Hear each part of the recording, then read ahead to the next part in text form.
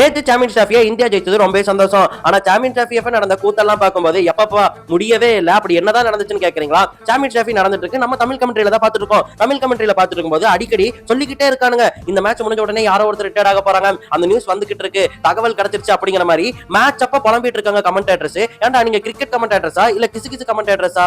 ஒழுங்கா மேட்ச்க்கு கமெண்ட்ரி கொடுக்கறத விட்டுட்டு என்ன வேலை பார்த்துட்டு இருக்கீங்க அப்படின்னு சொல்லி கேக்குற மாதிரி தான் இருந்துச்சு. சரி கமெண்டேட்டர் தான் இப்படி பண்றாங்க, கேமராமேன் நல்லா பண்ணுவான்னு பார்த்தா கேமராமேன் ஒவ்வொரு பொண்ணுக்கும் ஜூம் போயிட்டு இருக்கான். சரி போறா அவங்களுடைய ரியாக்ஷன்ஸ் கேட்ச் பண்றா அப்படின்னு மட்டும் பார்த்தா அவங்க அன்கம்ஃபர்டபுளா இருக்கிற நேரத்துல படம் பிடிச்சு காமிச்சிட்டு இருக்கா. ஒரு பொண்ணு அன்கம்ஃபர்டபுளா இருக்கும்போது வேணும்னே கேமராவை காட்டுறியே, நீ எல்லாம் மனுஷன் தானா? உங்க வீட்டுல இல்ல நம்ம இப்படிலாம் பேசக்கூடாது அநாகரிகமா, பட் ரொம்பவே மோசமான கேமரா ஒர்க்க இந்த ஐசிசி சாம்பியன் டிராஃபில பண்ணிருந்தாங்க. ஐசிசி இதை எப்படியாவது தடுத்து நிறுத்தணும். சரி மேட்சுக்குள்ளதான் இப்படி மேட்சுக்கு வெளியே வச்சு ஃபேன் செலிப்ரேட் பண்ணுவாங்கன்னு போய் பார்த்தா இந்தியாவில் இருக்கக்கூடிய சில ஃபேன்ஸ் ரோஹித் சர்மாக்கு விராட் கோலிக்கு இந்த சாம்பியன்ஸ் டிராஃபி ஜெயிக்கிறதுக்கு தகுதியே இல்ல, ஓசில கப்பு வாங்கிட்டாங்கன்னு சொல்லிட்டு புலம்பிட்டு இருக்காங்க. ஏன்டா நீங்க இந்தியாக்காரங்க தானே, பாகிஸ்தானுக்குள்ள இந்தியாக்காரங்க போனா என்ன நடக்கும் கூட தெரியாதா? சில பேர் புரியாம கேட்பாங்க அப்படி என்னடா நடந்துற போகுது அப்படின்னு சொல்லிட்டு. அப்படி கேட்கறவங்க 1972 ஒலிம்பிக்ஸ் கூகுள் டைப் பண்ணி பார்த்துக்கோ என்ன நடக்கும்னு சொல்லிட்டு. சரி இவங்க தான் இப்படி மத்தவங்க நல்லா இருப்பாங்கன்னு போய் பார்த்தா ஒரு சிலர் அவன் தோனி ஃபேனா இல்ல தோனியை கெடுக்கிறதுக்காக அந்த ஐடிஸ் வச்சிருக்கான்னு சொல்லிட்டு தெரியல.